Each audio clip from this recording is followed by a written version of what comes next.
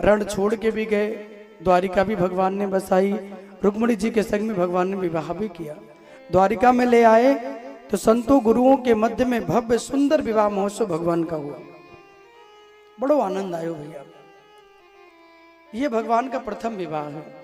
रुक्मिणी जी के द्वारा सुंदर संतानोत्पत्ति हुई, जिनमें कामदेव ही भगवान के पुत्र बन के आए, जिनका नाम भागवत में प्रद्युम्न रखा गया। सम्रासुर नाम के एक दैत्य हैं, और जब वो दैत्य को ये पता है कि जो भगवान का पुत्र होगा रुक्मिणी जी के द्वारा, उसी के द्वारा मेरी मृत्यु होगी। अभी 10 दिन के हुए थे प्रद्युम्न जी महाराज की प्रसूति का गृह से इनको चोरी कराया और ले जाके समुद्र में फेंक दिया। कोई जीव जंतु इनको खा लेगा, इनकी मृत्यु हो जाएगी। और ले जाके जब समुद्र में फेंका तो भगवत कृपा देखिए, जाको राखे साइया मार सके नहीं कोई, और बाल न बाका कर सके चाहे जग बैरी हो। पूरी दुनिया लगी हो एक तरफ, लेकिन स्वयं नारायण बचाने के किसी के हाथ पकड़े हो, किसी के बाहों को भगवान पकड़ लें, तो पूरी दुनिया एक तरफ हो तो क्या उसका बाल बांका होगा? आज जब भगवान ही रक्षक बने हैं तो कौन भक्षक बनेगा? एक बड़ी सी मछली ने प्रद्युम्न को निगल लिया और अपने उदर में उन्हें रख लिया। मछुआरों ने मछली को पकड़ा, सम्रासुर के यहां ले जाके बेचा। अब देखिए होनी कितनी प्रबल है, खुद के प्राण बचाने के लिए खुद से दूर समुद्र में फेंका। और देखिए होनी जिनके द्वारा मृत्यु है वो फिर घूम के उनके महलों में आ गए। मछुआरों ने इतनी बड़ी मछली राजा के यहाँ बेची, और मछली को जब काटा जाने लगा तो उसके पेट से बालक के रोने की आवाज आई। और जब बालक के रोने की आवाज आई तो सुखदेव जी कहते हैं कि परीक्षित, जब बालक ने रुदन किया तो जानते हैं मायावती नाम की दासी हैं। ये कौन है? बोले ये स्वयं कामदेव की पत्नी रति महारानी है। जब शिवती सर नयन उघारा, तुरत ही काम भयऊ जरि छारा। जब कामदेव को भगवान शिव ने अपने तीसरे नेत्रों के द्वारा जला दिया था तो रति ने मांगा कि प्रभु इनका तो कोई अपराध था नहीं, देवताओं का काम बनाने के लिए आए थे, आप एक काम कीजिए प्रभु, मेरा निवेदन है कि मेरा पति मुझे लौटाइए। भगवान ने कहा कि अभी तो नहीं, लेकिन जब द्वापर में कृष्ण बन के आऊंगा, मेरी लीला होगी तो ये मेरे पुत्र बन के आएंगे, और तुम सम्रासुर के यहाँ मायावती नाम की दासी बन के आओगे, तब तुम दोनों का वहां मिलन होगा। बड़ी मगन है गई, बड़ी गदगद है, आज उस पुत्र का पालन करने लगी। मातृत्व प्रेम के द्वारा जब पुत्र का पालन हुआ, धीरे धीरे पुत्र बड़ा हुआ, तो एक दिन जब मातृत्व प्रेम बदला तो इन्होंने पूछा कि माँ आपने मुझे इतना लालन पालन किया, मुझे इतना स्नेह इतना प्रेम दिया, लेकिन आज आपका भाव कुछ बदला हुआ मुझे लग रहा है, ऐसा क्यों? सुखदेव जी कहते हैं परीक्षित जी, मायावती ने अपना परिचय कराया, मैं कोई और नहीं, मैं आपकी ही पत्नी हूं। भगवान शिव से मैंने मांगा था, प्रभु ने कहा था जब कृष्ण आएंगे उनका विवाह होगा तब हम दोनों का मिलन होगा। आप वही रुक्मिणी जी के पुत्र बन के आए हो प्रभु। अपनी प्रियतमा को देखकर बड़े प्रसन्न हुए। अनेक महामाया महाविद्याओं में निपुण किया है उन्होंने।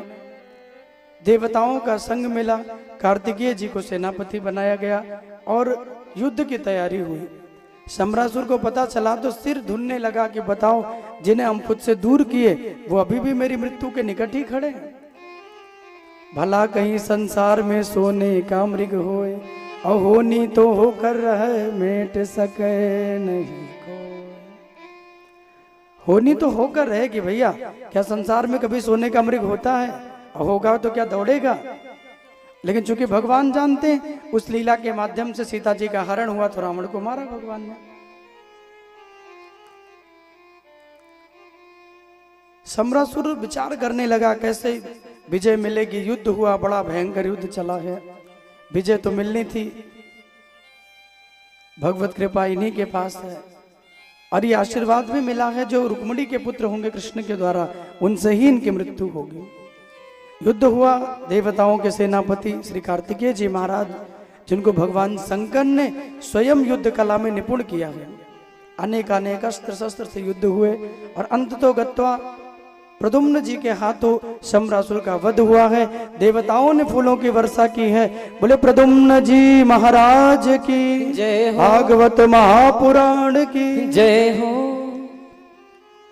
लेकर मायावती दासी इनको पहुंची और जब द्वारिका में पहुंचे तो जो रुदन मचा हुआ था, पुत्र पाकर मैया रुक्मिणी गदगद हो गई, बड़ी प्रसन्न हो गई।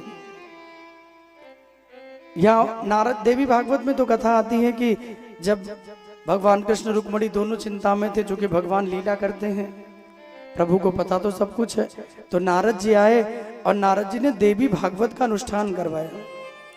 लेकिन ये अन्यत्र कथा है, भागवत में ऐसा नहीं आया। ला करके पुत्र उनको दिया, पुत्र पाकर मैया बड़ी प्रसन्न हुई। भगवान ने कहा देवी तुम्हारे व्रत का फल तुम्हें मिला कि तुम्हारा गया हुआ पुत्र भी तुम्हें मिला, और पुत्र अकेले नहीं आया, तुम्हारी बहू भी संग में लेके आया। जब विश्वामित्र जी राम जी को मांगने के लिए आए ना, तो दशरथ जी देना नहीं चाहते थे। दशरथ जी कहते हैं कैसे दूं प्रभु, क्योंकि राम और लक्ष्मण ये दोनों मेरे प्राण हैं, मेरी आंखें हैं।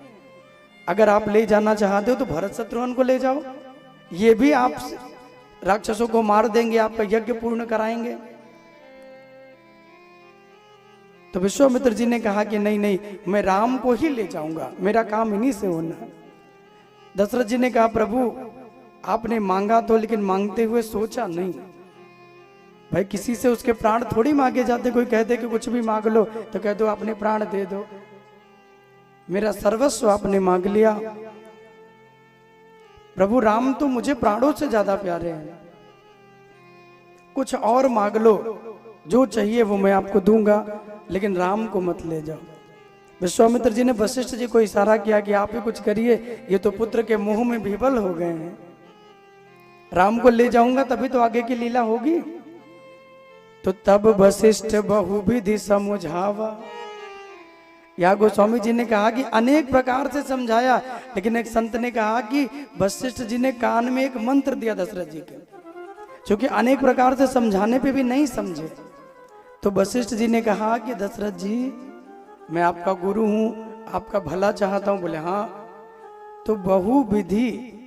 तो वशिष्ठ जी ने मिश्रा जी बहू को लाने की विधि बता दी, बहु विधि समझावा